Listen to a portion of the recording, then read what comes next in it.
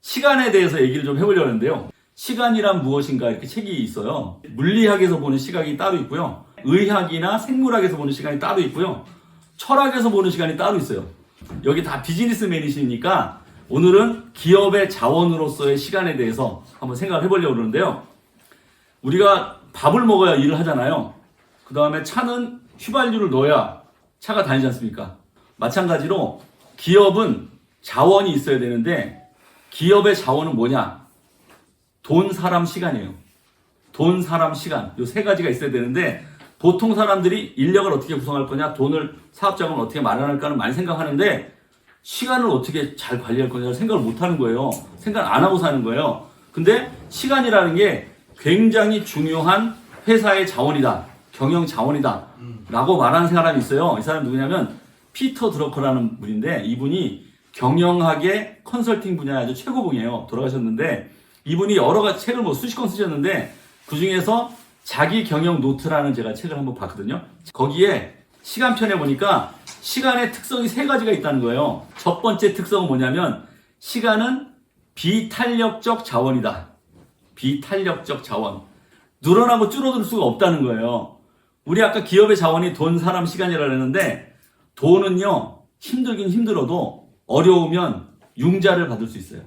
그리고 사업계획서를 잘 쓰면 투자를 받을 수 있어요. 내가 없어도 돈을 늘렸다 줄였다 할 수 있거든요. 탄력적이죠. 시간에 비해서는.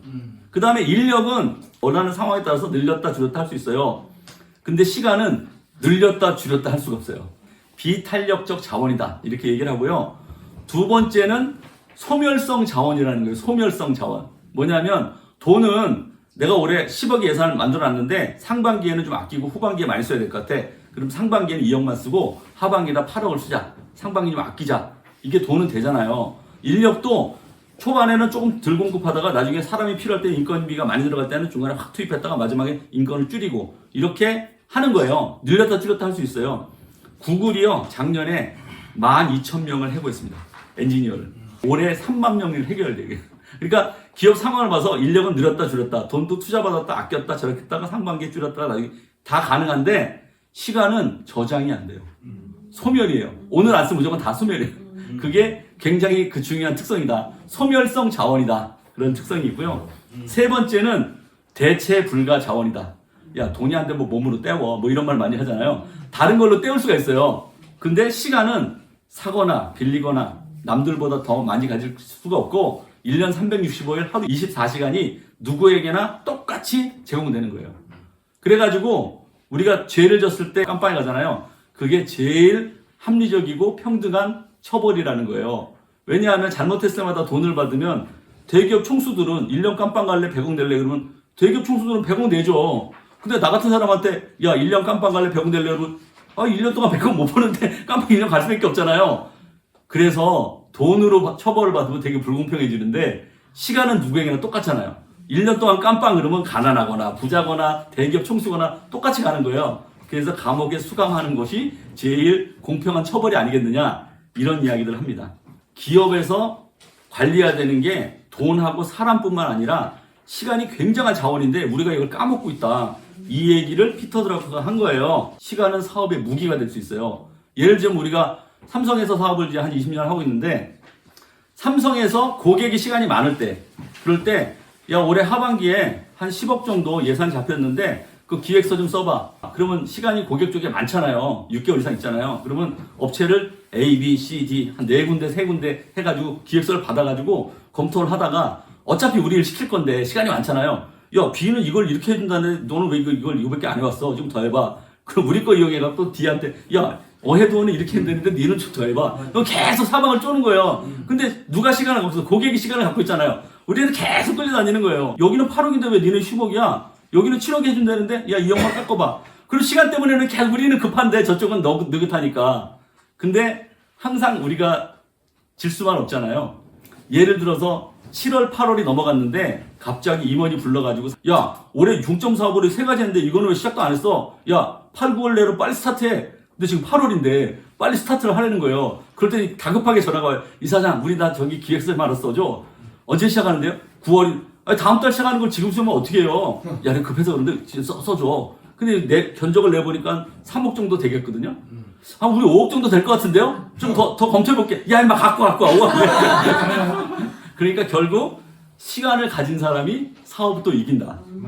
시간이 굉장히 중요한데 우리가 쓰는 시간이 엄청나게 낭비되고 있다는 거예요. 이 기업의 CEO라든가 경영진이라는 거는 밑에 직원들이랑 달라. 시간을 굉장히 많이 활용해야 되고 덩어리 시간을 만들어야 되는데 여러분 보십시오. 아침에 딱 도착했는데 뭐 외부에 무슨 A 사장님이 전화 좀 해달라는데요. 그러면 오늘 아침에 내가 할 일이 있는데 전화 한 통 해. 전화 한 통에다가 또 보면 또 한 5분 지나잖아요. 그럼 5분만 뺏기는 게 아니에요. 내가 아까 무슨 일 하고 있었더라 또 생각하다가 이거 어디까지 했더라 또 이렇게 되는 거예요. 그 다음에 또 띵동 하고 메시지가 왔네. 그 메시지 문자 체크하다 보면 이거 문자가 어떻게 된 거야? 이거 야 누구 김대리 좀 불러와. 김대리 오면 또 이거 문자가 처리해줘. 어떻게 됐어? 또 처리하고 그러다 보면 PC에 딱 앉아가지고 딱 피면 유튜브가 있네. 그래서 에이 뭐 이거 재밌는 거 하나 볼까? 보다가 보면 쇼츠가 얼마나 재밌는지 훅 하다 보면 뭐 30분 1시간 후딱 지나가는 거예요. 아주 본격적으로 기획서 한번 써볼까? 딱 사장님 회의하셔야 되는데요. 무슨 회의야? 오늘 주간 회의인데요. 주간 회의야? 그럼 또 가서 커피나 한잔 하시고 내려갔다가 직원들랑 커피 한잔 올라오면 오전이 다 지나가는 거예요. 이게 3-4시간 지나가는 거예요. 그래서 이 피터 드러커는 시간 활용법 1번에다 뭐라 그러냐면 적어보아라. 네가 하루에 쓰는 시간을 세부적으로 적어보아라는 거예요. 그 다음에 이 사람이 재밌는 말 한 게 기억하지 말고 기록해라는 거야. 머릿속으로 기억하지 말고 기록해라. 네가 얼마나 시간이 낭비되는지 한번 써봐라. 근데 나도 안 써봤거든요. 그러다가 하도 요새 해가지고 써보니까 정말 날아가는 시간이 너무 많은 거야. 그 다음에 두 번째는 줄여보아라. 줄여보는데 이제 경영진이라고 회사 커지잖아요. 쓸데없는 회의가 너무 많아요. 해도 그만 안 해도 그만인 일은 하지 마라. 쓸데없는 일을 하나 제껴봐라. 그 다음에 임원들이나 직원들이 대신해 줄 수 있는 일은 과감하게 맡겨라. 그 다음에 자동화할 수 있는 일, 루틴하게 돌아가는 일은 그냥 시스템에 넣어가지고 다 녹여라. 그렇게 하라는 거예요. 줄여라. 그 다음에 세 번째가 중요한데 덩어리 시간을 만들어라. 이게 직원들이랑 달리 이 경영진들이나 CEO나 임원들은 회사의 앞날에 대해서 걱정을 깊이 하고 계획을 깊이 세우고 제안서나 기획서를 깊이 작성하는데 이게 보통 1시간, 2시간은 꽉 생각을 해야 되는 건데 중간에 뭐 문자 보고 뭐 쇼츠 한번 보고 유튜브 한번 보고 메일 한번 체크하고 누가 부르면 거기다 응대하고 고객한테 전화 한번 받고 이러다 보면은 시간이 5분, 10분 늦어지는 것 같은데 5분, 10분이 아니라 전화통 5분 했잖아요. 끊었잖아요. 그러면 내가 아까 어떻게 생각하고 있었더라? 그걸 생각하면은 그 시간이 또 엄청 오래 걸리는 거예요. 그게 어마어마한 시간이고 그걸 하루 종일 다 적잖아요. 하루에 보통 3시간, 4시간은 낭비되고 있다. 그걸 여러분들이 생각을 해야 된다. 이걸 제가 얘기한 게 아니고요. 피터 드러커가 그렇게 얘기했습니다. 그래서 여기 이제 좋은 사례가 하나 나오는데 어떤 뭐 대기업 총수는 아침에 9시 출근하면 아침에 간단한 브리핑하고 메일 체크한 다음에 휴대폰을 아예 비서한테 맡긴대요. 맡기고 9시 반부터 11시 반까지 2시간 동안은 아무도 들어오지 말고 아무도 전화통화 연결하지도 말고 문 열지도 마. 그리고 2시간 동안 비우고 거기서 말씀도 묵상하고 기도하고 중요한 기획 문서를 거기서 작성한다는 거예요. 하루 2시간. 그래놓고 오후에는 좀 자유롭게 하고 책을 읽고 한번 해보니까 저도 낭비되는 시간이 굉장히 많더라고요. 그래가지고 이 짜투리 시간을 모아가지고 덩어리 시간을 만들어야 되는데 올해 특별히 우리가 그 성경 통독하고 기도하기로 했잖아요.